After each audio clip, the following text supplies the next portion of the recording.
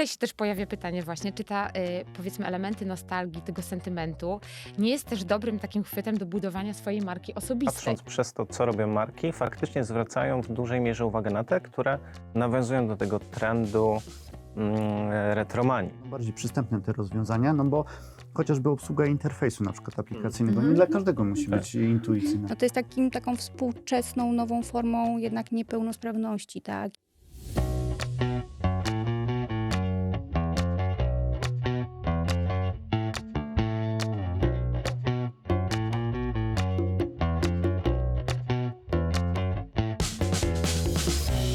Dzień dobry, cześć. Witamy w pierwszym premierowym odcinku naszego podcastu agencji Focus Nation, w którym będziemy opowiadać o trendach marketingowych i socjologicznych, które bardzo mocno kształtują zachowania konsumentów, ale też nasze strategie marketingowe. Inspiracją do powstania tego podcastu jest nasza 3. edycja Trendbooka, w której opowiadamy trochę o wojnie trendów ze sobą, ponieważ nasz trendbook nazywa się Wojna Światów. Jest cały czas świeży do pobrania na stronie Focus Nation, o czym gorąco zachęcamy. Ja nazywam się Edyta Złomaniec i jest ze mną Wojtek Samborski z About Marketing. I wspólnie dzisiaj będziemy rozmawiać o pierwszym trendzie, czyli retromanii versus techcentryzm. I tak, można powiedzieć, że retromania to jest powrót do dawnych lat, czyli do estetyki lat minionych, do dekad, do rozwiązań, które nam towarzyszyły, też do emocji, bardzo mocno związane też z nostalgią, można powiedzieć, minionymi latami. Z drugiej strony mamy techcentryzm, czyli skoncentrowanie się troszeczkę na technologii, na tym, co nas otacza, pójście z duchem czasu, też troszeczkę to się wiąże z designem minimalistycznym i o tym dzisiaj będziemy rozmawiać. A naszymi gośćmi są Aleksandra Lowdańska i Przemysław Kuraczyk. Może powiedzcie coś więcej o sobie. Może zacznijmy od ciebie, Aleksandro. Cześć, ja jestem specjalistką od silver marketingu i też dziennikarką. Od 6 lat jestem redaktor naczelną warszawskiego miesięcznika seniorów. Jestem też twórczynią takiego projektu Wolni od metryki. Generalnie moje działania kręcą się wokół starzejącego się społeczeństwa, długowieczności i tych tematów. A może teraz ty, Przemek, byś powiedział? Jasne. Przemek Kuraczyk, tak jak wspomniałeś. Ja mam tą przyjemność pracować w IQS Polska i robiliśmy razem z wami badanie do tego raportu. Miałem też przyjemność komentować ten najciekawszy, jak się okazuje, trend, więc cieszę się, że możemy o nim porozmawiać dzisiaj więcej. Natomiast od kilkunastu lat zajmuję się badaniami, staram się zrozumieć klientów, przekładać to na biznes, budować strategię, ale też próbować zrozumieć, dlaczego zachowują się tak, a nie inaczej i jak my, jako marketing, możemy na tym pracować. Ja tylko dodam, że wypowiedzi naszych gości są też zawarte w naszym trendbooku, więc też zachęcamy do ściągnięcia i przeczytania. I może zaczynając właśnie od pierwszego tego tematu, którym będzie retromania, właśnie według badań, które przeprowadziliśmy na podstawie naszego trendbooka, 47% konsumentów preferuje jednak marki nawiązujące do przeszłości. I może Przemku, powiedziałbyś, co nam to mówi o podejściu konsumentów? Czy to faktycznie jest tylko kwestia estetyki, czy może to jest coś więcej? Czy może za tym idą jeszcze jakieś dodatkowe emocje? Po pierwsze, ten wynik nas wcale nie zdziwił, bo badamy całą populację i są w niej osoby młode, które nie doświadczyły tego na żywo jakby w swoich czasach, po prostu żyją w tych czasach, kiedy techcentryzm króluje. I osoby starsze, w tym silversi, które no jednak na tej nostalgii, na rzeczach, które kiedyś znały, które działały, które były jednak ograniczone i dostępne tylko w jakimś tam wąskim zakresie, zbudowały swoje życie, swoją dorosłość. Więc nie tak zaskakujące jest to, że patrząc przez to, co robią marki, faktycznie zwracają w dużej mierze uwagę na te, które nawiązują do tego trendu retromanii, do rzeczy, które są znane, sprawdzone, które z jednej strony przywołują te emocje z dzieciństwa, z drugiej strony dla tych młodszych konsumentów przywołują chęć poznania czegoś, co im umknęło, z czym się nigdy na żywo nie dotknęli. I faktycznie tak jest, że marki, które mądrze grają na retro, potrafią wzbudzić atencję, wzbudzić zainteresowanie, przyciągnąć do siebie klientów. A czy jest to bardziej, jakie branże, może powiedzieć, na emocje mogą skorzystać na tym trendzie, jeśli chodzi właśnie o taką nostalgię, o to wykorzystanie retromanii w komunikacji, czy też w produkcji w ogóle urządzeń, na przykład nowych technologii? Taka generalna odpowiedź byłaby, że wszystkie, ale nie w takim samym stopniu, bo wszystkie branże, które są powszechne, czyli moda, no bo wszyscy się ubieramy, muzyka, której wszyscy mniej lub bardziej słuchamy, czy rzeczy takiego codziennego użytku, które będą nawiązywały do tych elementów, do tych historycznych, do retro, które gdzieś w pamięci konsumentów się jawią jako coś fajnego, coś z przeszłości, co bardzo dobrze wspominają, po prostu zadziała. Czy marki samochodów chcą być retro? Mogą, ale znów szukamy tych raczej nowoczesnych rozwiązań, nowych, sprawdzonych, ale z drugiej strony widzimy, jak bardzo mocno rosną ceny samochodów, tych oldschoolowych, Oldsmobili i ludzie lubią jednak te rzeczy stare, więc paradoksalnie każda marka, wiemy z tych wyników też, że nie wszyscy marketerzy z tego korzystają. Pytanie dlaczego? No bo to jest tylko 1/3 versus 2/3, która nie, ale widać, że jeśli marketing potrafi mądrze nawiązać do trendu i połączyć ten świat nowoczesnych technologii, nowoczesnych rozwiązań, bazujące jednak na rzeczach, które ludzie znają, uznają za sprawdzone, wszyscy lubimy piosenki, które już dobrze znamy, Mhm. to może zadziałać. I działa. I jak widzimy, prawie połowa naszych konsumentów stwierdziła, że tak, zwracają na to uwagę i w jakimś tam stopniu ta marka, która na tym zagra, będzie bardziej preferowana. A czy tutaj istotną rolą jest z jednej strony sentyment, a jaką rolę tu gra odróżnienie się jakby w obecnej rzeczywistości, gdzie wszystko jest cyfrowe? Czy to też nie jest trochę taki powrót, taki aspekt odróżnienia się od wszystkich dookoła jakby? W pewnej części na pewno tak. No marketing szuka sposobów, żeby się wyróżnić, wyróżni się albo zgiń. No taka prawda. I teraz patrząc po stronie nowości, jest ich tak dużo, że wydaje się, że trochę konsumenci tracą rozeznanie w tym, jak dużo jest tych narzędzi, technologii, urządzeń. Wszystkie są do siebie podobne. Wiecie, no, czy ktoś z was rozpozna, nie wiem, czy możemy mówić markami, ale iPhone'a 16, 15, 14, 13, nie? To No się- jeśli ktoś nie jest miłośnikiem, może być ciężko. Tak, mam to- wrażenie. Może po aparacie. Tak, może po aparacie. Natomiast czy chcemy się wyróżniać? Pewnie tak. Tylko to jest pewna pułapka, bo rozwiązania retro, tak jak też komentowałem w tym raporcie, przegrywają z funkcjonalnością. Jeśli one uzupełniają tę nowoczesną technologię i rozwiązania, świetnie, ale jeśli miałyby ją zastąpić, tu jest pewne ryzyko, że nie do końca. Więc z jednej strony emocja, nostalgia, chęć wyróżnienia pewnie też, ale wydaje mi się, że to w dużej mierze marki próbują się wyróżniać, natomiast dla części konsumentów nie wszyscy chcą się wyróżniać. Nie? Część tak, część szuka czegoś takiego, okej, wszyscy przyszli z iPhone'ami, a ja mam Nokia 3310, nie? Wow, co to jest? I już jest jakiś powód do dyskusji. Natomiast no, czy ja z nią zrobię zdjęcie z tej imprezy, zrobię sobie selfie, jak już nie, więc pewnie w jakiś sposób trzeba to wyważyć. A jeśli chodzi o samą nostalgię, jeśli coraz więcej marek będzie wykorzystywało, czy ona się nie stanie zbytnio skomercjalizowana, przez to jej wartość nie spadnie dla odbiorców? To jest ciekawe pytanie. Myślę, że nostalgia w takiej taniej formie, że jest wszędzie i bazujemy tylko na tym, jeśli nie ma za tym jakiegoś story, naprawdę, że bazujemy na jakiejś rzeczy, która była bardzo mocno wybrzmiała, nie wiem, kojarzycie pewnie, chyba teraz jakoś niedługo będzie nowy sezon Stranger Things. Oczywiście. I tam jest tyle elementów nostalgicznych, które są no, tak smacznie podane, że to po prostu działa. Więc tak, no ale gdy myślimy o nostalgicznych markach, kojarzycie pewnie był taki napój na F, nie może, który nawiązał do nostalgii, ale aż takiej furory nie zrobił, więc znów tu wszystko zależy, jak to ogramy. To nie jest tak, że dodajemy trend retro, od razu jesteśmy wygrani. Jeśli zrobimy to źle, to wręcz możemy sobie zaszkodzić jako marketerzy. Ale właśnie w nawiązaniu do tego, co powiedziałeś, jak sobie ostatnio przeglądałam Instagram, dla mnie takim fenomenem jest marka osobista Emmy Chamberlain, która jest influencerką amerykańską i ona stworzyła swój wizerunek oparty w 100% na takim retro stylu i takiej nostalgii. I to jest niesamowite. I tutaj się też pojawia pytanie właśnie, czy ta, powiedzmy, elementy nostalgii, tego sentymentu nie jest też dobrym takim chwytem do budowania swojej marki osobistej. Chyba że charyzma rzeczywiście tej osoby jest taka silna, że porywa tłumy. Ale jest to ciekawe zjawisko. A Aleksandro, z twojej perspektywy, jak podchodzi Silver Generation do właśnie retromanii? Czy to jest też dla nich taka, można powiedzieć, nostalgia? No bo na pewno oni inaczej podchodzą, bo to są czasy, które oni przeżyli jakby, więc też na pewno tu wspomnienia same grają istotną rolę. Właśnie jak Silver Generation podchodzi? Silver Generation jest tak, że nie możemy wszystkich wsadzić do jednego wora. To jest chyba najbardziej taka zróżnicowana grupa. I też nie możemy tak patrzeć, że tak demograficznie, bardziej psychograficznie i po prostu dużo zależy od osobowości.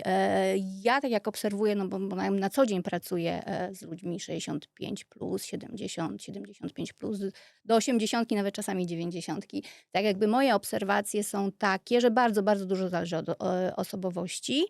I tak bym nawet bym pokusiła się o takie stwierdzenie, że takie osoby, które tak się aktywnie, tak by je widać i są tak aktywnie się starzeją, to są bardzo nastawione na przyszłość, na myślenie do przodu i one bardzo lubią te technologie. Oczywiście sentyment też, bo na przykład dla mnie w ogóle to jest taki świetny przykład Biały Jeleń, tak, ta marka, że no kiedyś to się to używało, było takie szare, okropne mydło, tak, a teraz naprawdę ta marka jest cool i ona bardzo fajnie łączy już tą nowoczesną produkcję z tym sentymentem do tego brandu. Myślę, że tutaj z tym sentymentem to jest tak różnie. Znaczy są takie rzeczy, które nawet po mnie, tak, ja się wychowywałam w PRL-u i ja o wielu rzeczach zapomniałam. Ale na przykład ostatnio na tych różnych profilach, które tak by sięgają po te treści i na przykład taki bidon był przezroczysty, w którym się herbatę nosiło do Oj, szkoły. pamiętamy. I ja w ogóle zapomniałam, że było coś takiego. I wiecie, i tak i powiem wam szczerze, że moje to jest podejście takie, dzieciom wysyłam, żeby zobaczyły, albo na przykład piórniki chińskie i gumki, albo tłumaczę dzieciom, jakie te gumki były okropne i że mieć taką gumkę, która jest teraz, to w ogóle był szał. Więc to są takie rzeczy, które tam trochę gdzieś tam człowieka taką pewnie, ale myślę, że taki współczesny Silver jednak jest nastawiony na myślenie do przodu i za bardzo, w ogóle taki wiecie, bardzo takie sięganie wstecz trochę świadczy o tym, że człowiek nie najlepiej czuje się w teraźniejszości, że trochę ma może jakieś stany depresyjne, jeżeli tak bardzo siedzi w przeszłości i w sentymentach, więc to jest taki miks. Super jest, jeżeli marki rzeczywiście fajnie to ograją. Nasz kultowy komunikator też bazujący na tym ogromnym sentymencie i takiej miłości do tego, a też zaczął wprowadzać nowoczesne rozwiązania i AI. Więc na pewno taki miks tego jest, myślę, takim najlepszym rozwiązaniem, ale czy jest jakiś złoty środek i taki przepis, który zawsze wypali, to myślę, że nie. No tak jak w marketingu, tak? No pewne rzeczy wydają się fajne, a okazują się potem niewypałem, tak? I szybko znikają. To jest bardzo ciekawe, bo jak sobie znalazłam ostatnio właśnie badania przeprowadzane na amerykańskich nastolatkach, powiedzmy z pokolenia Gen Z, to około 97% tych nastolatków to są osoby, które są bardzo nostalgiczne, a przynajmniej na poziomie deklaratywnym. Natomiast jeżeli chodzi w ogóle o tą część tych nastolatków, czyli 15%, to są osoby, które częściej myślą o swojej przeszłości niż przyszłości. Później są milenialsi, a później ta tendencja totalnie spada. Czyli to by może oznaczało właśnie to, co mówisz, że rzeczywiście tym pokoleniom właśnie starszym nie jest tak wcale blisko do tych takich sentymentach, które nie do końca kojarzą się czasami z dobrymi czasami, z okresem jakimś niedoboru w sklepach i tak dalej. Więc to może być faktycznie takim elementem. Natomiast to, co powiedziałaś o tych takich kultowych, powiedzmy, markach z twojej młodości, może tak one wzbudzają w tobie ciepłe takie wspomnienia? Czy to jest bardziej coś takiego, że pamiętasz, że tak było, to jest powrót do tych dawnych czasów? Czy chcesz o tym zapomnieć? Ja totalnie wycinam przeszłość. To znaczy ja jestem taką osobą, która właśnie żyje tu i teraz z takim horyzontem na przyszłość. Rzeczywiście też byłam zawsze taka bardzo, byłam zawsze technoentuzjastką. Teraz to troszeczkę wyhamowuje u mnie. Natomiast zdecydowanie nie. Ja mam tak, było, minęło. Uważam, że żyjemy w cudownych czasach i że jest ta różnorodność i każdy ma coś dla siebie, może coś dla siebie znaleźć. Jakby uważam, że nie ma do czego znaczy, za czym tęsknić, tak? Więc zdecydowanie. I też tak jak widzę ci silverzy, z którymi mam cały czas kontakt, naprawdę teraz rozmawiałam wczoraj mój syn kupował kwiaty na dzisiaj. Dzisiaj są walentynki dla swojej dziewczyny i rozmawialiśmy z panią w kwiaciarni. I ona mówiła właśnie, że sobie, a pani jest taka 65 plus i ona powiedziała, że właśnie sobie niedawno dom postawiła sama. I jak mówię, a ma pani tam smart home, ma pani te wszystkie technologie, a ona taka uśmiechnięta. Więc i też widzę jak na przykład lubią właśnie nowe telefony i lubią mieć takie nowe rzeczy. I lubią nadążać, bo to też takie, wiecie, nadążanie za tą technologią bardzo mentalnie odmładza. I to też się bardzo zmieniło, jak przez pandemię zaczęły się te wszystkie kursy z cyfrowej edukacji i rzeczywiście to pokolenie już mocno nadąża i ich to naprawdę bardzo tak odmładza, wiecie. Jak się jest na bieżąco, no to człowiek się czuje, w ogóle my generalnie na ogół się nie czujemy na swój wiek, więc... To jest taki dialog, prawda, międzypokoleniowy, ta trochę technologia, która pomaga zrozumieć się pokoleniom na pewno. Tak, i młode osoby świetne są do tego, żeby tłumaczyć właśnie jakieś tam aspekty korzystania z tego swoim babciom, czy w ogóle starszym osobom. No i w ogóle dojrzałe osoby lubią być z młodymi. Ja myślę, że tutaj właśnie to, że młodzi lubią ten sentyment, to jest bardzo wyraźnie widać, bo ja też widzę po moich dzieciach, które są bardzo, oczywiście, no, siedzą w tych telefonach, siedzą na TikToku, natomiast są bardzo też takie offline, polaroidowe zdjęcia, tak, robienie imprez, granie w planszówki. I jak spotykają taką starszą osobę, która właśnie jest taka właśnie nowoczesna, to wtedy to jest cudowne jest to spotkanie, bo jedni od drugich czerpią i widać, jakie to jest inspirujące i jak oni bardzo tego potrzebują. No i młodzi też widzę, że mają ogromną potrzebę takiej rozmowy offline, co starsi naturalnie dają, tak? No bo osoby starsze wolą, nie wiem, rozmawiać i prędzej zadzwonią niż skorzystają z chatbota. Nie?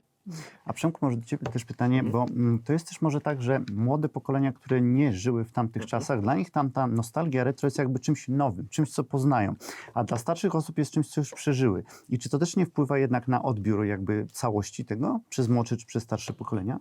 Na pewno, ale ja Olu, coś tylko dodam do tego, co ty powiedziałeś. Myślę, że to może być ciekawe, bo już jakiś czas temu robiliśmy takie badanie syndykatowe Świat Młodych, w którym dokładnie to, o czym mówisz, się potwierdza, że młodym brakuje czegoś takiego prawdziwego, w sensie kontaktu z ludźmi, bycia z sobą, nie tylko technologią. I technologię mają opanowaną, tu jakby nie ma najmniejszego problemu.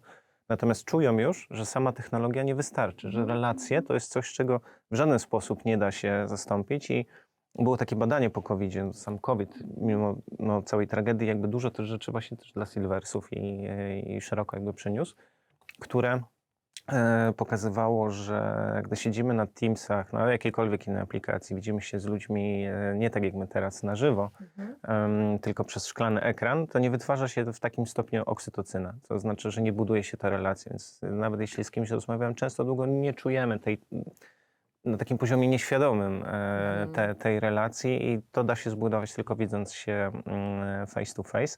A wracając do twojego pytania, to faktycznie tak musi być, no bo ja też wychowałem się może w PRL-u, może nie wszystko pamiętam, ale ten bidon tak, ja wiem jaki on miał twardość, jaki miał kolor Jak pachniał tą herbatą. tego plastiku, ale nigdy już w życiu bym nie chciał z niego pić. Więc to jest taka nostalgia i wiemy, myślę, które rzeczy były ok i wracamy do nich z uśmiechem, których pamiętamy, ok było, nie chciałbym już tego ponownie. Natomiast dla młodych to są rzeczy, które słyszą od swoich cioć, babć, dziadków starszego pokolenia, które dziś mogą zobaczyć gdzieś na zdjęciach albo spróbować gdzieś zdobyć. Nie wiem, czy wiecie, ale na przykład w meblarstwie teraz meble z PRL-u to jest jakiś kosmos. Gdybyście chcieli kupić coś jeszcze w dobrym stanie, to by kosztowało jak pół Ikei całej, nie? Także naprawdę. Ale to jest bardzo dobre, bo z drugiej strony jest ten zrównoważony rozwój Tak, i jest ta ekologia, więc to jest fajne, że podchodzimy do tego trendu w sposób taki bardzo świadomy. Ale chcę jeszcze właśnie dodać do tego, co powiedziałeś, bo bardzo mnie też inspiruje właśnie to, że rzeczywiście te generacje Z, mimo że tak naprawdę one mają taką potrzebę bardzo takiego silnego indywidualizmu, wyrażania siebie przez różne trendy, to jednak właśnie ta potrzeba bycia w społeczności, ale myślę, że to jest podobnym właśnie elementem, co Silversi. Wszyscy potrzebujemy być w jakiejś takiej silnej grupie ze sobą. Więc to jest takie bardzo budujące moim zdaniem. Ja jeszcze w ogóle wyczytałam jedną rzecz i poprawcie mnie, jeżeli się tutaj mylę, ale właśnie pokolenie też Z jest o tyle ciekawe, że bardzo mocno wyciąga na przykład z tego stylu retro, te takie elementy, które im się podobają, ale te elementy, które, tak jak na przykład, nie wiem, pogoń za idealnie szczupłym ciałem, to są takie elementy, które kompletnie odrzucają, bo jednak body positive jest ważniejsze. Więc to też jest takim bardzo fajnym elementem. I może od razu się pojawia pytanie w takim razie, jak jest z tą autentycznością i zwłaszcza w pokoleniu właśnie Silversów. Czy te działania właśnie marketerów sprowadzające do wprowadzania elementów retro, czy one są odbierane przez Silversów w sposób autentyczny, jako autentyczne działanie marki? No to się na pewno odbywa na jakimś takim bardzo podświadomym poziomie i Silversi rzeczywiście są bardzo wyczuleni ogólnie na taką autentyczność i w relacjach, i w komunikacji, aczkolwiek różnie z tym bywa, bo z tą komunikacją to często jest tak, znaczy generalnie bardzo takie pozytywne nastawienie. W ogóle jak zobaczycie jakieś wszelkie badania, to w ogóle ludzie tacy starsi mają wysoki poziom zadowolenia z życia. No i też jak widzimy, też są niestety najbardziej narażeni na te różne skamy i na taką to często tak jakby obserwuję, jak są, wiecie, teraz jest popularne są te zdjęcia takie na żebrolajki generowane przez AI, tak? Nikt mi nie podziękował. I po prostu te wszystkie starsze osoby, jak one pozytywnie, wiecie, po prostu ta ich pozytywność, kurczę, jest niestety fatalnie wykorzystywana i to jest smutne, więc tutaj może jakby takich niuansów akurat tu nie dostrzegają i jakby nie widzą, że to jest nieautentyczne. Natomiast już w takich relacjach no i to też na pewno dużo zależy od jakiegoś, wiecie, poziomu wykształcenia, też zasobności portfela i w ogóle stylu życia, no bo też jakby to, jak się starzejemy, też ma na to wpływ, no właśnie to na przykład, jak bardzo jesteśmy zamożni, no bo są osoby, które po prostu naturalnie mają, nie wiem, już dobiegają 80 i jeżdżą na nartach i funkcjonują tak jak osoby młodsze. Natomiast właśnie wracając do tej autentyczności, tak jakby z moich obserwacji wynika, że ta autentyczność jest bardzo, bardzo ważna. No i taki docelowy dla marketerów atrakcyjny senior z portfelem odpowiednio zasobnym, to on będzie wyczulony na tą autentyczność i to też jest fajne, wiecie, ja na przykład zawsze mówię, że uwielbiałam kontakty z dziećmi i kontakty z dorosłymi takimi starszymi, bo dzieci jeszcze nie kłamią, a seniorzy już nie kłamią, bo nie muszą, więc rzeczywiście te relacje w ogóle, oczywiście to też zbiega się z tym, że jest taka duża, wiecie, na przykład moja córka sposób komunikacji z Silversów odbiera jako taki zbyt przemocowy i zbyt bezpośredni, że po prostu walą, wiecie, prosto w Prosto z oczu, mostu, tak, prosto tak. z mostu. Dla mojej córki to jest w ogóle zetki, no tak jakby mamo, no w ogóle jak te panie tam do siebie mówiły. Natomiast jakby ja to cenię, bo to jest autentyczne, tak. Może do ciebie, Przemku, pytanie, bo z badań u nas wynikło, że 35% marketerów ma zamiar podjąć działania, czy nawiązywać do nostalgii, do retro i najczęściej wymieniają muzykę, modę czy kody językowe. Dlaczego te elementy są jakby najbardziej takie dla marketerów? No to jak wspomniałem wcześniej, są powszechne. Wszyscy się ubieramy, każdy potrzebuje ubrań, rotujemy je, jedni częściej, drudzy rzadziej, więc dosyć łatwo jest przełożyć to na wynik finansowy, mówiąc wprost. Nie? No, i skala klientów, liczba kupowanych ubrań jest ogromna, jeśli chodzi o muzykę też. I myślę, że to jest taki wyznacznik jakby w tych branżach, w których trudniej zrobić duży wolumen, bądź potencjał tej target grupy jest mniejszy, no to aż tak mocno w to nie wchodzą, chociaż przyznam, spodziewałem się nieco wyższego odsetka marketerów, którzy myślą o tym, żeby wykorzystać i teraz patrząc w raport, patrząc w wyniki i w te dane, które razem przygotowaliśmy, no widzimy jakiś gap. Skoro 47% klientów patrzy, szuka, zwraca na to uwagę, a tylko 35% marketerów, no to gdzieś jest jakaś dziura, którą można by zasypać, ale trzeba to zrobić mądrze. Nie wystarczy tylko rzucić coś retro Tak, do prawda. przekazu. Czy te obszary mogą się też wiązać jakby z mocniejszymi emocjami niż na przykład chociażby wystrój wnętrza na przykład w domu w stylu retro? Czy muzyka po prostu na przykład jest takim silniejszym nośnikiem emocji? To trochę też zależy od tego, czy ona wpadnie w trend. Wrócę do tego Stranger Things i Kate Bush, którą piosenka zrobiła po prostu rekordy odsłuchiwań versus czasy, w których ona faktycznie istniała. Ale też zobaczcie, gdyby nie technologia, gdyby nie techcentryzm, to takiego wyniku by nie wykręciła. Dzisiaj mamy Tidala, Spotify, YouTube, no mnóstwo platform, gdzie ta muzyka jest praktycznie dostępna od ręki. Kiedyś trzeba było mieć płytę, kasetę, winyl, odsłuchać może w radio, pójść na koncert. Dziś jakby dużo łatwiej nam łapać te rzeczy, które wzbudzają jakąś emocje, są powszechne i w jakiś sposób mają nas, nie wiem, określić, pokazać, że jesteśmy na czasie, mimo że sięgamy po rzeczy retro, więc ciekawy paradoks. Chcąc być na czasie, łapiemy trendy z retro, które pojawiają się na rynku. Ale to wiecie, co też się fajnie przeplata, bo na przykład bardzo często, i to też na przykład ja widzę po mojej córce i mojej babci, moja córka bierze ciuchy od mojej mamy. Albo razem w second handach coś kupują. Ale to nie tylko one, bo też nawet są takie profile na Instagramie, gdzie wnuczka z babcią po prostu razem, nie wiem, wymieniają się ciuchami, czy mają podobne stylizacje. To jest jedna rzecz. A druga rzecz, chciałam jeszcze o czymś powiedzieć, muzyka. No raz, że młodzi rzeczywiście słuchają tych przebojów, które lata 70. i w ogóle wszystkie zespoły, to jest w ogóle dla nich oczywiste, że oni tego słuchają. A z drugiej strony panie Silverki bardzo lubią K-pop i bardzo namiętnie Naprawdę? chodzą na koncerty. Bardzo lubią K-pop, też często w ogóle tą taką nowoczesną, współczesną muzykę popową jakiegoś Shona Mendesa czy innych i po prostu to lubią. I już nie mówiąc o tym, że wiecie, dancingi, ale to nie takie w starym stylu dancingi, nie Mieczysław Fogg, tylko po prostu współczesne Eilish. przeboje. Tak, dokładnie. Zresztą funkcjonuje dancing międzypokoleniowy. Prowadzi go Paulina Brown i na przykład 3 od niej, chyba to były 3 panie z Silverki, wystąpiły w teledysku Rammstein.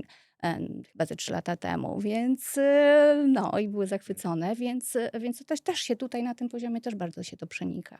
Ja do tej muzyki jeszcze może dodam, bo to faktycznie jest ciekawe zjawisko, wiecie, takie powszechne przekonanie jest, niestety nie znam się na K-popie, a szkoda, bo bym chętnie o tym porozmawiał, że kiedyś ta muzyka była taka bardziej na żywo, prawdziwa, nagrywana, wiecie, na analogowych sprzętach, mikserach, stąd też pewnie od kilku lat widzimy, że artyści wydają winyle, które jakościowo, no wiecie, versus nośnik cyfrowy, jakby wyczyszczony i tak dalej, to jest jednak inna bajka, ale chcą mieć te winyle, żeby poczuć tych trzasków analogii, tego czegoś o wyższej jakości niż dzisiejsza muzyka, która jakby generalizując, no jednak w dużo większym stopniu korzysta z technologii, żeby zostać wyprodukowana.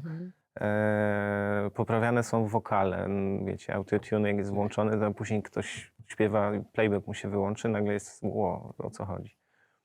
Więc to jest trochę na emocji, na nostalgii, jakby dotknięcia tych starych czasów, kiedy było inaczej. Dla części pewnie lepiej, ale tak na takim poziomie bardziej przekonania niż faktycznego tego doświadczenia, ale jakby szukamy tego czegoś, co kiedyś się sprawdziło, istniało to przez x lat. Jeśli nas to minęło, może chcemy tego dotknąć, zobaczyć, czy to jest dla nas. Może to będzie elementem, który zdefiniuje w jakiś sposób mnie jako osobę w moim środowisku, więc kilka to jest takich przestrzeni eksploracji tych trendów retro. Gdyby nie technologia, trudniej byłoby je dzisiaj eksplorować. A czy też retromania i ta nostalgia nie wiąże się trochę z tym, że mamy w głowie często taki obraz, że kiedyś było trochę prościej i trochę jakby łatwiej. To też może się wiązać oczywiście z tym, że był wolniejszy obieg informacji, nie tyle bodźców, co mamy obecnie, ale czy to też może być waszym zdaniem też taki dosyć istotny aspekt właśnie? Ja myślę tak, ponieważ jest zmęczenie i młodzi często mówią, że jakby zazdroszczą nam życia w takim trochę wolniejszym, spokojniejszym świecie. Bo rzeczywiście jakby teraz mamy strasznie, no raz, że jesteśmy informacyjnie przeładowani, tam są podawane tam, że kiedyś człowiek to przetwarzał ileś tam informacji, nie wiem, potrzebował miesiąca na to, co my teraz mamy w ciągu dnia. Nie wiem, czy tak jest, ale generalnie są to duże rozbieżności. No i druga rzecz, że my ciągle podejmujemy jakieś decyzje, tak, że kiedyś wyszłaś z domu, nie było z tobą kontaktu.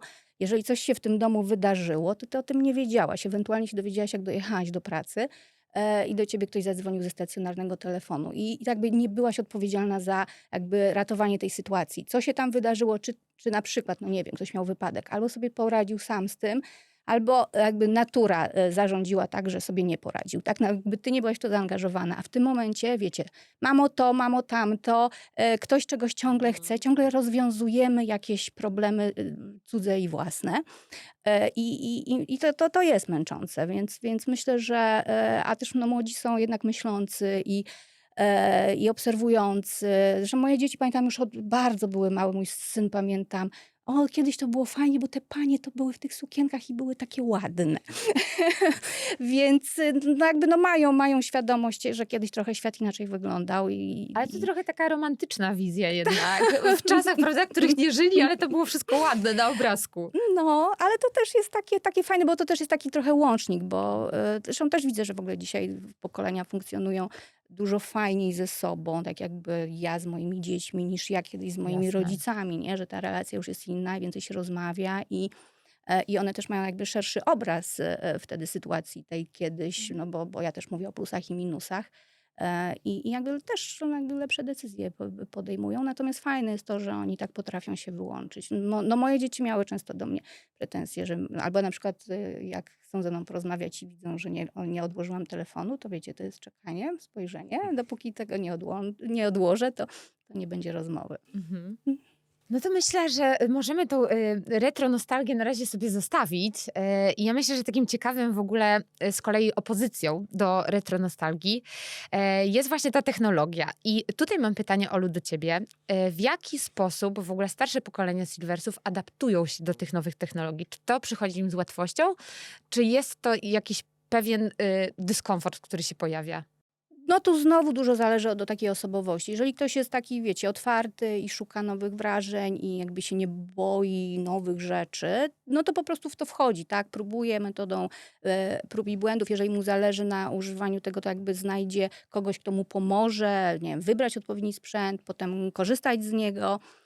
Więc to bardzo dużo zależy od tego. Są osoby, które są jakby wycofane bardziej i jakby zakładają z góry, że im się nie uda, że to jest dla nich za trudne.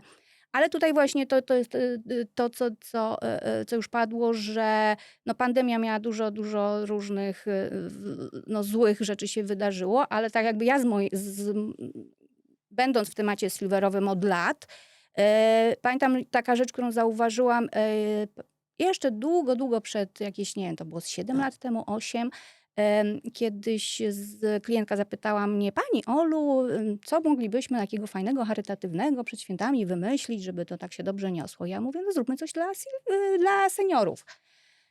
Dla seniorów? Nie, to takie, to niedobrze wygląda na zdjęciach. To zróbmy coś dla dzieci. Okropne. Zróbmy coś dla dzieci, tak? Bo jakby dzieci zawsze są ładne. I wiecie, i pandemia to zmieniła. Firmy zaczęły rzeczywiście jakby wyciągać i zaczęły się różne jakby, zaczęły się interesować i wyciągać rękę pomocną do Silversów i bardzo dużo zaczęło się dziać tych szkoleń cyfrowych i to samorządy i firmy. Więc bardzo, jak zobaczycie na GUS-owskich statystykach, jak to bardzo przyrasta, to, że Silverzy korzystają z technologii. Jest to dla nich naturalne i to, co ja widzę, już nastąpiło coś takiego, że wiecie, kursy takie basicowe i takie uczenie podstaw, to już nie. Oni już mają większe potrzeby. Oni by chcieli montować zdjęcia. Zresztą też uczą się jakieś wideo. Korzystać z AI. Tak, dokładnie. Okej. Teraz jest bardzo duże zainteresowanie AI-em. Właśnie my w pokoleniach, ja podejmowałam ten temat, ale też już był i wywiad ze specjalistą od tego. No i teraz na przykład jest prośba do mnie, żebym napisała właśnie, jak praktycznie z tego można korzystać. Więc jest duże zainteresowanie, więc jakby te umiejętności cyfrowe bardzo rosną i się poprawiają. Ale też dodam tylko dosłownie zdanie z perspektywy firm, przynajmniej tych, które myślą pragmatycznie, długofalowo. No słuchajcie, no spójrzcie na demografię. Jakby w przeciągu kilkunastu lat nasze społeczeństwo bardzo się postarzeje i tych osób 50 plus silverów będzie zdecydowanie więcej. Część z nich już będzie w technologii, więc będzie łatwiej, ale jednak ten target jest szalenie atrakcyjny, więc po prostu będzie, no wszyscy się zestarzejemy gdzieś do tego wieku, więc już teraz te działania są podejmowane. Chyba według w ogóle demografii do 2100 roku ma być Polaków 20 parę milionów. Bardzo duży Bardzo spadek dużo, ma być. tak. Ale tak jak Olu mówiłaś, to znaczy można powiedzieć, że Silversi nie czują takiego problemu z poznaniem nowej technologii, czyli oni są otwarci na ten rozwój technologiczny i nie jest to jakby dla nich skomplikowany taki rozwój, żeby poznawać te nowe narzędzia, czy tak chociażby jakby AI, które no nawet nie tylko dla Silverów potrafi sprawiać problemy. Zdecydowanie są otwarci i tak jak mówię, tu bardzo dużo zależy od takiego nastawienia, od tej takiej chęci. Ja pamiętam i też pokazania im, że to nie jest takie trudne i takiego też czasami właśnie to już tutaj to zadanie międzypokoleniowe, bo jakby też przykład z mojego życia, moja mama miała 65 lat, teraz ma 73, jak została wdową, to miała jakiś prosty telefon, po tacie odziedziczyła smartfona i tak jak już, no musiała się w ogóle dużo rzeczy nauczyć, tak, jak to kobieta, która żyje z mężczyzną, który wszystko ogarnia. Ale też po kilku miesiącach stwierdziła, że ona by się chciała nauczyć obsługi komputera i takich rzeczy. I zadzwoniła na jakiś kurs i mówi: proszę pana, bo ja całe życie byłam żoną informatyka, ale komputer oglądałam tylko przy okazji wycierania kurzu. Ja bym się chciała nauczyć. I wiecie, jakby poszła na ten kurs, potem zaczęła korzystać ze smartfona tego po tacie. I no oczywiście wpadła w Facebooka i zachwycona i mówi: nie wiem, jak ja w ogóle mogłam kiedyś żyć bez tego. No, w ogóle bez tego Facebooka to by było okropne. Ale był też taki moment, że tam jakieś nowe konto zakładała w banku i ja mówię: słuchaj, no to może zaczniesz korzystać przez internet z tej bankowości internetowej. No nie, ja to się boję, nie, ja coś zepsuję. Słuchajcie, no minął następny rok, a ona już normalnie robi w aplikacji przelewy, bliki puszcza wnukom. Więc to jest taka, wiecie, kwestia, no jak ze wszystkim, jak się czegoś nowego uczymy, czegoś nie znamy, to jest zawsze ten taki element takiego lęku. Zresztą ja pamiętam, nie wiem, w latach 90. zaczęłam korzystać z komputera, jak tata przyniósł do domu. I sama, ja byłam przecież wtedy młoda, ale była ta obawa, że kurde, jak coś nacisnę nie tak, to spierniczę i co potem, nie? Będzie restart, trzeba robić komputera albo coś takiego. Więc to jest też jakby niezależne od wieku, no, że jednak jeżeli coś jest nowe i nieznane, to po prostu trzeba. A im większa jest ciekawość i taka potrzeba, żeby to wtedy to łatwiej i szybciej idzie. Ale to faktycznie jest tak, że jak uda się przekroczyć tą barierę obaw, niepewności, tej first try, pierwszej próby tej technologii, to potem jak faktycznie osoby starsze, ale też to naprawdę bardzo już jak to powiedzieć, w kwiecie wieku, jakby widzą nagle nowe możliwości. I myślę sobie, że dla Silversów, tu popraw mnie Olu, jeśli nie źle myślę, ta technologia jest też pewnym takim remedium na samotność.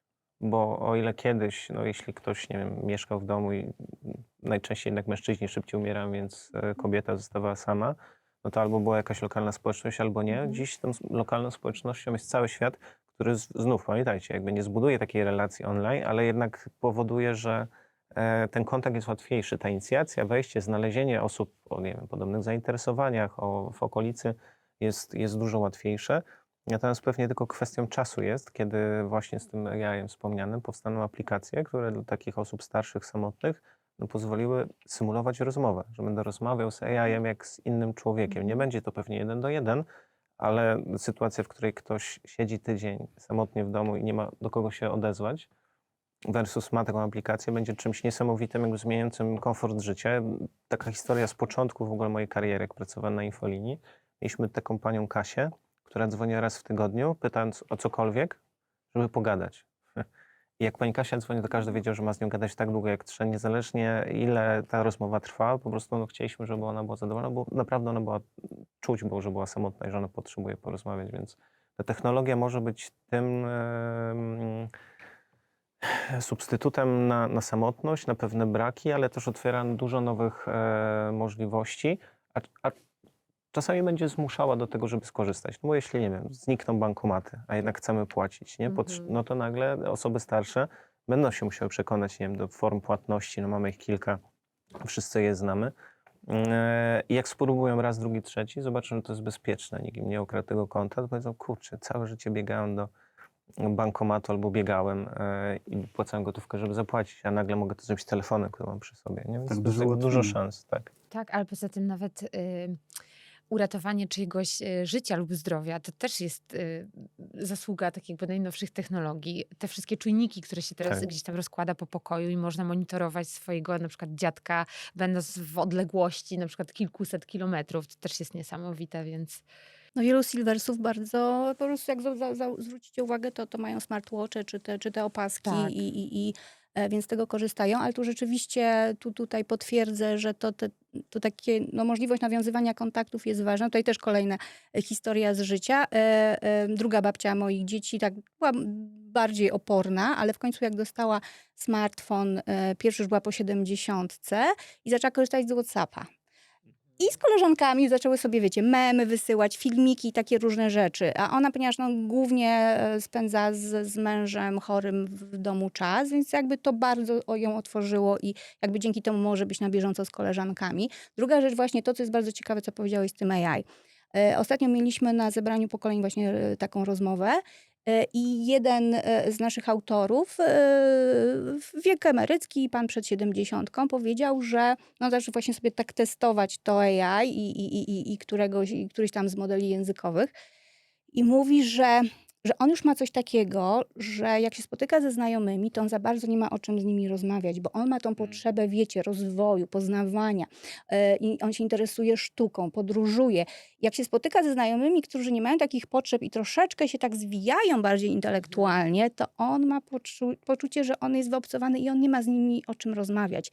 A odkrył właśnie to, że z taką AI on może sobie porozmawiać i on ma tutaj partnera do rozmowy, który jest kulturalny, empatyczny i jest to dla niego satysfakcjonująca taka rozmowa. Więc tutaj myślę, że jest ogromna przestrzeń do tego. No. Chyba też w to się wpisuje troszeczkę rozwój obecnie, można powiedzieć, że są drogie rozwiązania, czyli roboty autonomiczne, które są humanoidalne, wyposażone w AI.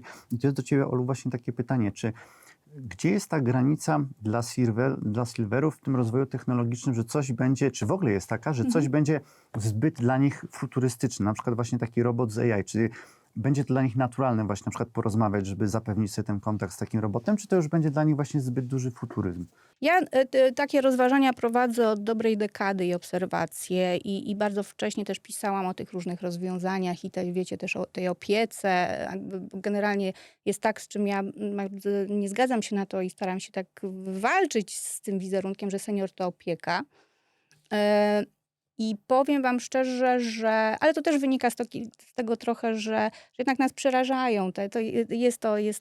Jest to takie wrażenie takiego jednak lęku, kiedy coś, co nie jest człowiekiem, zachowuje się jak człowiek i no jest to trochę przerażające. Tutaj zdecydowanie uważam, że jakby człowiek potrzebuje człowieka. Osoby starsze bardzo jakby lubią dotyk, potrzebują tego dotyku. I rzeczywiście my jesteśmy niby w relacji zawodowej, ale tak naprawdę się przyjaźnimy i po prostu jest dużo uścisków, całusów, trzymania się za rękę, takich wiecie, takich pokrzepiających uścisków. No i tego żadna technologia nie zastąpi. Ja myślę, że trudną technologią, lub taką bez uzasadnienia w użyciu, to mogą być rozwiązania typu wirtualna rzeczywistość, Robloxy, metaversy, że to już trochę będzie jakby ten level za daleko. Tak. Na pewno znajdą się osoby, które świetnie się w tym odnajdą, ale jeśli patrzymy na ogół, to raczej nie, że jednak zabraknie tam tego człowieka faktycznie i tej jakby funkcjonalności. Ale cała reszta technologii albo z powodu potrzeby, albo z powodu ciekawości, albo z powodu kogoś z rodziny, z bliskich, kto powie: babciu, dziadku, coś takiego spróbuj, ja ci pokażę, i jak wejdzie w ten świat, jak najbardziej jest dostępna. Ja taką ciekawostkę wam podam, bo trochę do tego COVID-u. Po COVID-zie mamy taki panel badawczy, to mamy około 100 000 respondentów i różne grupy wiekowe. I po COVID-zie to, jak nam eksplodowała liczba osób, właśnie tych silverów, które stwierdzili: ja chętnie opowiem na ankiety, jaki mamy procent tam teraz ludzi starszych, które sobie świetnie, fantastycznie radzą i widzimy, czy to robią na komputerze stacjonarnym, tak, ale 60% robi to na komórce, więc jakby absolutnie są tak, jak każda młodsza osoba technologicznie sprawnie, żeby to zrobić. I to nam pokazuje, że naprawdę ta adopcja technologii przez osoby starsze jest coraz wyższa. Z jednej strony musi być, bo trochę mniej jest tych analogowych rozwiązań, więc albo by się te osoby musiały wykluczyć trochę ze społeczeństwa, czego nie chcą, jestem przekonany absolutnie, albo chcąc, nie chcąc, trochę zaczynają się uczyć, a jak zaczynają, to okazuje się, że ten diabeł nie taki straszny i to wręcz może być coś dla nich ciekawego, co im nagle pokaże inne możliwości w życiu. No bo jednak to nieumiejętność korzystania z tych różnych urządzeń cyfrowych i rozwiązań, no to jest taką współczesną, nową formą jednak niepełnosprawności, tak? I jakby no trzeba, zresztą też akurat nie jest fair, ale takie rozwiązania, na przykład są w Polsce stacje pociągów, gdzie nie można, stacje kolejowe, gdzie nie można kupić biletu fizycznie, że trzeba to zrobić online przez aplikację. No i osoba, która tego nie umie zrobić, nie może zrobić, już jest wykluczona. Akurat to jest nie okej, tak? No ale tak samo też widziałam, że jak są jakieś, że trzeba mieć aplikację do sklepu, żeby coś kupić taniej, tak? Jakieś jedzenie. I też osoby wykluczone jakby nie mogą z tego skorzystać, więc tutaj jeszcze jest też bardzo potrzebna taka jednak uważność, że no nie wszyscy są cyfrowi, tak? I jednak zawsze mieć te rozwiązania, kilka różnych rozwiązań, żeby na różne sposoby docierać, tak? Bo też ciągle jest tak, że są osoby, które wszystko czytają w internecie, ale też jest cały czas grupa, szczególnie chociaż młodzi też zaczynają czytać książki i czytają dużo w Na papierze, szczęście. ale ta starsza grupa jednak jak dostanie do ręki coś wydrukowane, to doceniają, to lubią i To słyszałem bodajże w Holandii są kawiarnie, które są offline, że można tak. przyjść, ale zakaz telefonu, zero Wi-Fi, po prostu ty i ludzie, książka. analogowe rzeczy, które trochę pozwalają odpocząć od technologii. Bo myślę, że wszyscy w mniej lub większym stopniu to świadomie czujemy. Jesteśmy przebodźcowani. Tego jest po prostu za dużo. I no są teraz, słuchajcie, kursy, jak filtrować informacje, jak pozostać w tym, co ważne, co przydatne, co sprzyja rozwojowi, a co jest szumem, który ci po prostu przebodźcowuje, więc ciekawy czas. Tak też te rozwiązania technologiczne, to mam wrażenie, że dla silverów może być problem, czasem skomplikowanie. O tyle w tym roku chyba, tak? W czerwcu wchodzi akt o dostępności, który oprócz osób niepełnosprawnych też ma dla osób starszych przygotować, więc to też może wpłynąć na to, że będą bardziej przystępne te rozwiązania, no bo chociażby obsługa interfejsu na przykład aplikacyjnego nie dla każdego musi być intuicyjna. Ale tu istotna rzecz, myślę, że przez kilkanaście ostatnich lat firmy, które dostarczają technologię, odrobiły lekcje, jeśli chodzi o UX, o interfejs, to jest naprawdę na dużo lepszym poziomie niż było kiedyś i nie projektuje się aplikacji, żeby była, tylko żeby była użyteczna, żeby była prosta, żeby każdy intuicyjnie mógł z niej skorzystać. To nie zawsze się udaje, ale jest dużo łatwiej. Kiedyś interfejsy były dużo trudniejsze. Tak, ale to też jest ciekawe, bo to też w badaniach różnych wychodzi, że to starsze pokolenie jakby oni czytają instrukcje. No tak. A młodzi bardziej, wiecie, rzucają się właśnie Na YouTubie szukają na albo na przykład, YouTubie, tak. albo jakby albo jest intuicyjne, jak nie jest intuicyjne, to się znajduje kosza. na YouTubie. Ale to jest właśnie bardzo ciekawe. Ja wiem, że to już padło trochę w tej rozmowie, ale właśnie w naszym trendbooku mamy też wyniki badań, w którym właśnie 92% marketerów stwierdza, że rzeczywiście te pokolenia starsze szybciej jakby akceptują tą zmieniającą się technologię i się przystosowują do niej. I właśnie, Przemku, pytanie do ciebie. Jakie jeszcze inne czynniki właśnie wpływają na tą większą akceptację tej technologii przez pokolenie starszych osób? Tych wyników, które też pamiętam, no to kwestia na pewno ciekawości, bo jeśli wcześniej nie byłem w technologii, nagle wchodzę, no to się okazuje, że jest ich dużo więcej i jakby to mogę wykorzystać do tego, to do tego. To wszystko jest ciekawe, nowe, jakby trochę mi daje taką drugą młodość życia, tak bym to nazwał, nie wiem czy słusznie, więc wchodzę w to i widzę nowe rzeczy, chwalę się znajomym, koleżankom, kolegom, tam, a wiesz, a ja tam sobie TikToka zainstalowałam. Co to jest TikTok, nie? Więc no, to jest też powód jakichś takich dorosłych, więc myślę, że to może w dużym stopniu wpływać na tą adopcję, ale też kwestia, że dlaczego coraz więcej z nich korzysta, bo też coraz łatwiej to robić. W sensie te interfejsy, jakby osoby, kursy, szkolenia, powszechność tych wszystkich rozwiązań, czasami w zasadzie jedyna opcja, jak te nieszczęsne bilety, to powoduje, że taka osoba, która wcześniej z jakiegoś powodu nie dotykała technologii lub była trochę obok niej, dziś dużo łatwiej może się jej nauczyć, dużo szybciej może w nią wejść i dużo więcej ma osób, które jej w tym pomogą, więc absolutnie nic nie stoi na przeszkodzie, żeby dziś korzystać z technologii i odkryć trochę inny świat, trochę bardziej cyfrowy niż ten, który znamy, który nostalgicznie, retro pamiętamy, ale jednak wzbogacający tą codzienność, tak bym to nazwał. My też obecnie poruszamy kwestie bardziej tych rozwiązań techcentrycznych, które są, mam wrażenie, związane troszeczkę z rozrywką, ale dosyć istotnym aspektem są rozwiązania związane ze zdrowiem, chociażby opaski na przykład, czy chociażby przykład egzoszkieletów, które się wydają trochę abstrakcyjne, ale już w Japonii w 2019 roku zaczęto je stosować, chociażby dla osób starszych, żeby mogły na przykład dłużej pracować, więc też jest do ciebie, Olu, pytanie, jak starsze osoby podchodzą do tych rozwiązań właśnie związanych tak bardziej ze zdrowiem, z kontrolowaniem organizmu i z tym wydłużeniem jakby aktywności życia, bo obecnie można powiedzieć, że ta technologia bardzo mocno umożliwi to, że osoby starsze będą dłużej aktywne. I to nie tylko można powiedzieć umysłowo, ale też fizycznie sprawne i że to doprowadzi do takiego bardziej długotrwałego jej nauki, czyli nauki przez całe życie, czyli że te starsze osoby powoli już nie będą się tak odróżniały wieloma aspektami od osób młodych, czyli będą miały te same zdolności. Zdecydowanie tak, jeśli to chodzi o monitorowanie, to jest rzeczywiście duże zainteresowanie tym i jest takie, wiecie właśnie, jaki mam puls, jakie mam, więc te osoby, Ciśnienie, tak, więc te osoby takie świadome bardzo chętnie z tego korzystają. Też jest tak, że jeżeli ktoś już na przykład jest osobą demencyjną, to też dla rodziny jest to, jeśli ma taką opaskę, wiecie, z tą Duże ułatwienie. z lokalizacją i też z jakimś takim, że na przykład jak się przewróci, to się alarm włącza i tam dzwoni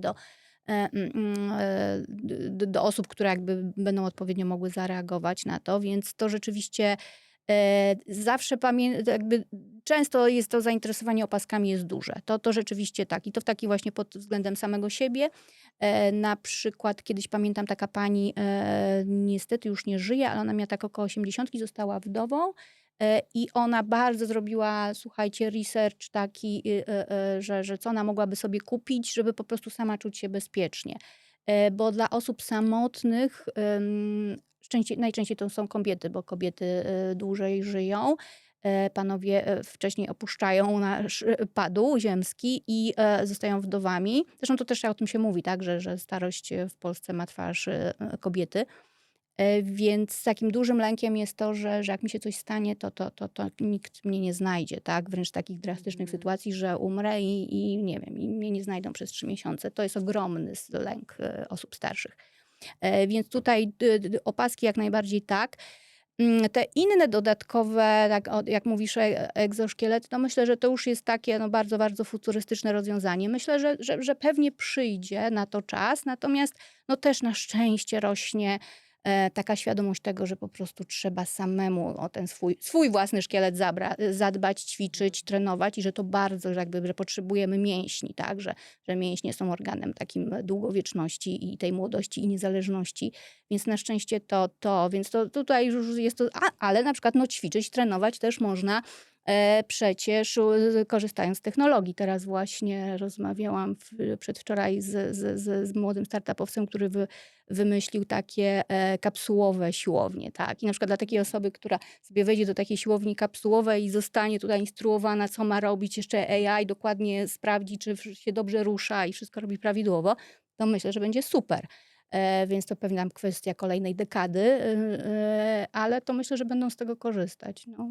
A jeszcze jak mowa właśnie o tym futuryzmie, czy w ogóle rozmawiasz czasami z takimi starszymi osobami na temat, czy oni sobie w ogóle wyobrażają życie w takim pełnej automatyzacji, w takim świecie zdominowanym przez AI? Nie, to jest, wiecie, też jest takie myślenie osób w pewnym wieku, że oni mają świadomość tego, że już jest mniej czasu przed nimi niż więcej.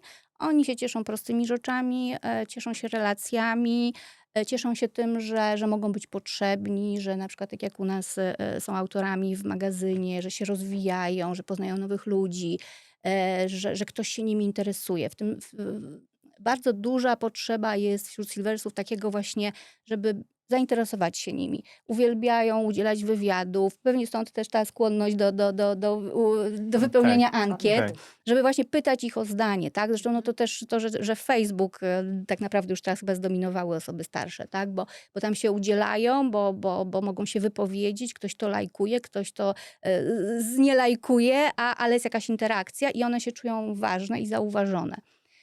Więc to jest taki aspekt. No i tutaj na pewno tą technologię też można jakoś do tego zaprzęgnąć. To można powiedzieć, że dzięki technologii osoby starsze przestają być przezroczyste Tak. dla innych? Tak, dokładnie tak.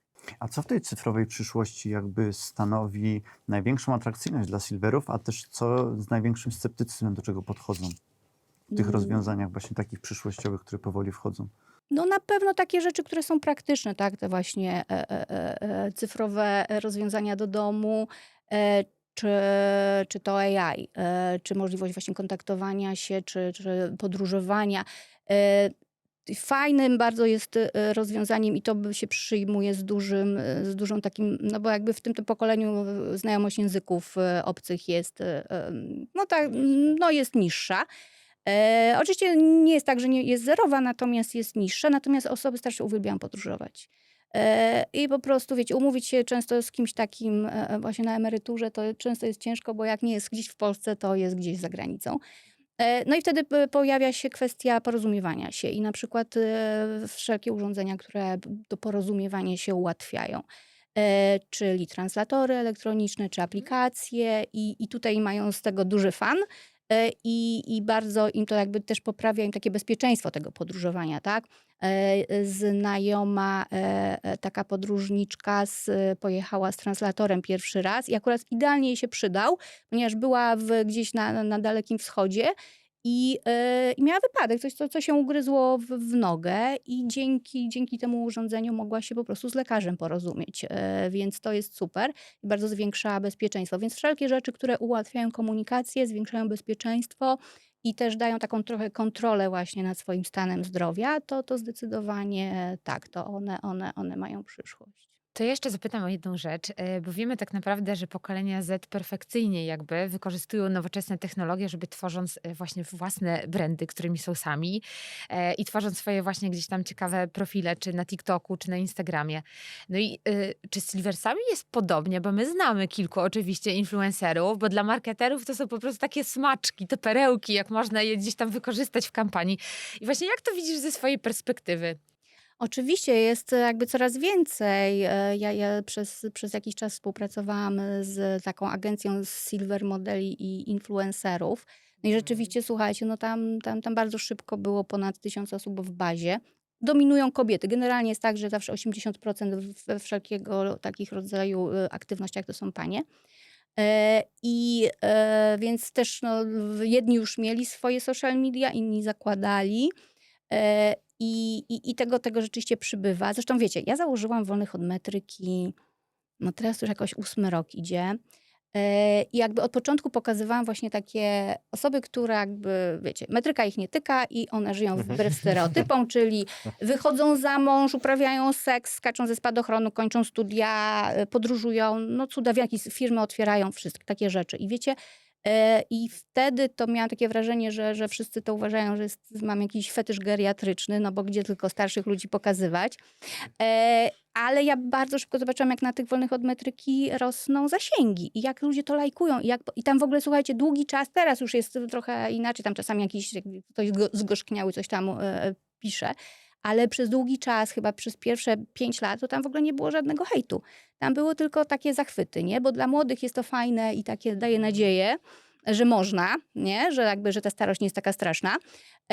A dla innych starszych, no to też jest takie, jak oni mogą, to ja też.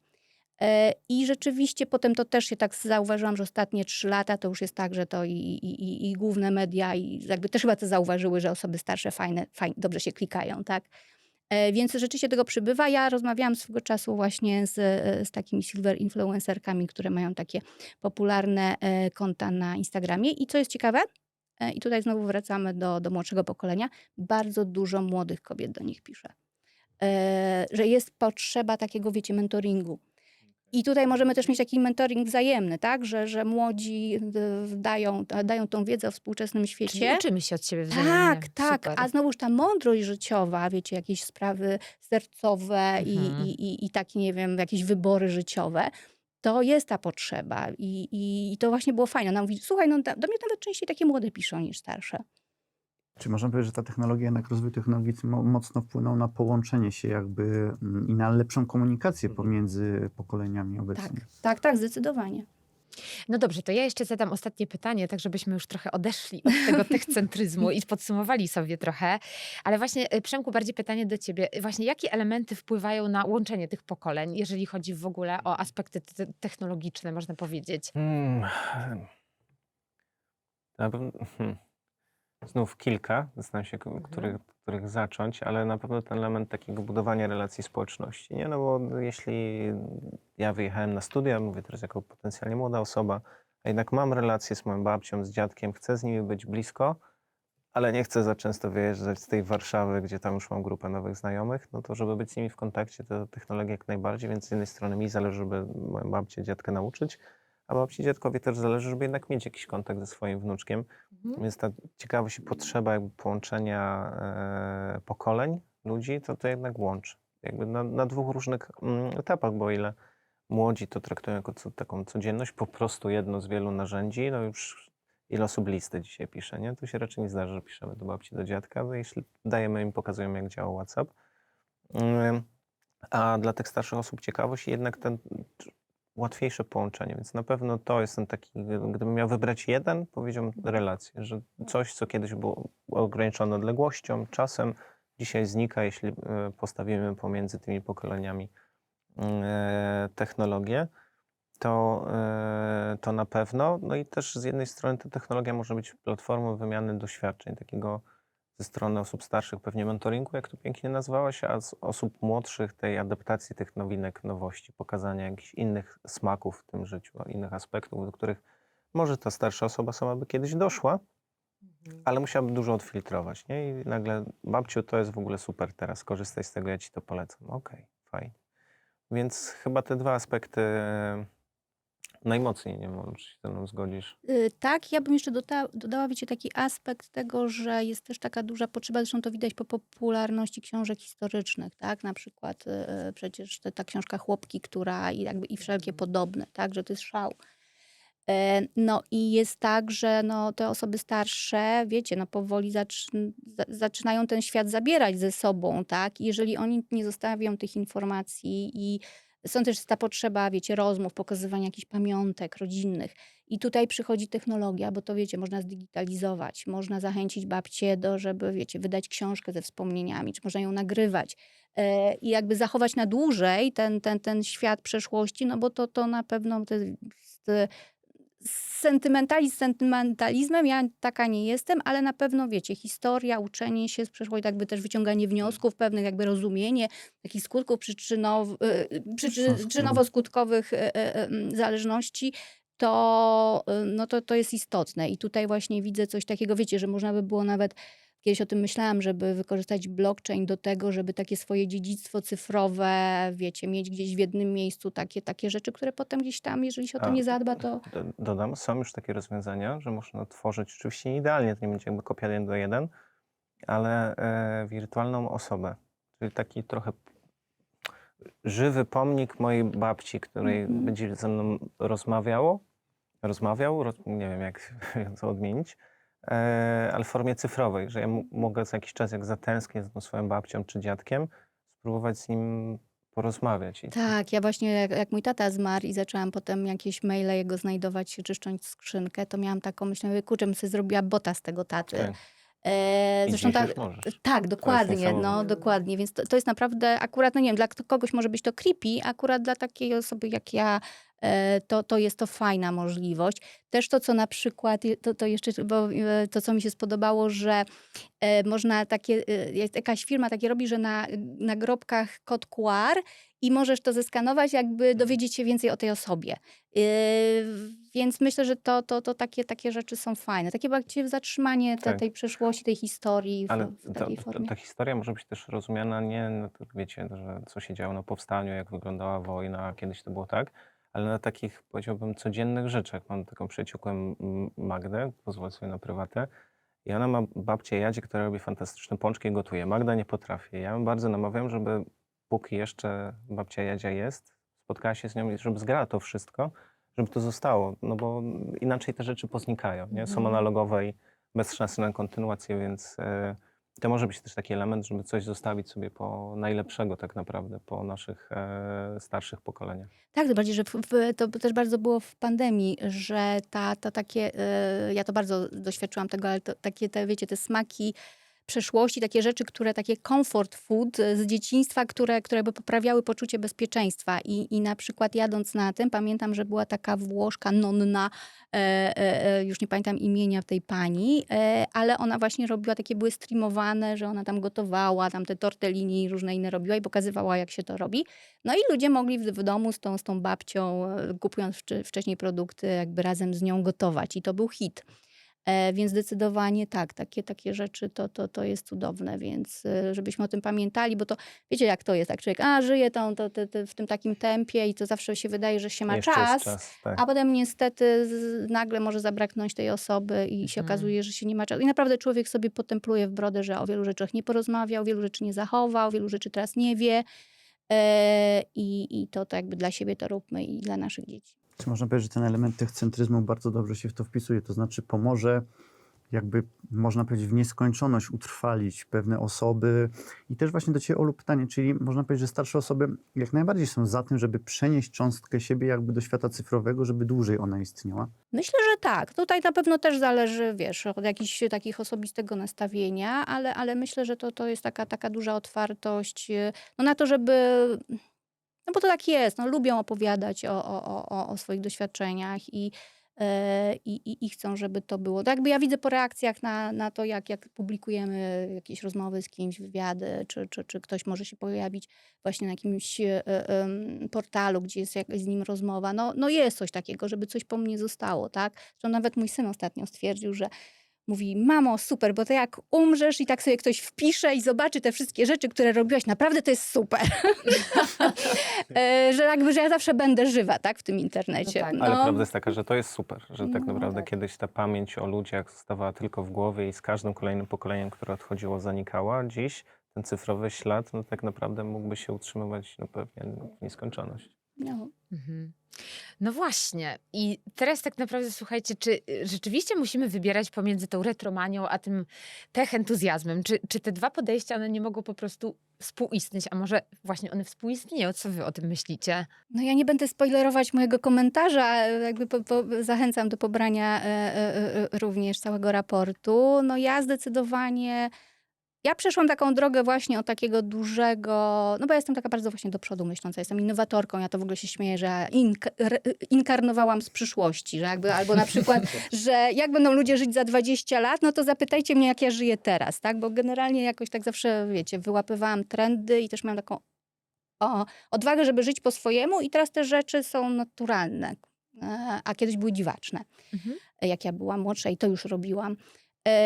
Więc miałam ogromną, wiecie, ja jakieś aplikacje wymyślałam ciągle. W ogóle pierwszą właśnie 10 lat temu wymyśliłam dla trenerów personalnych, potem randkową.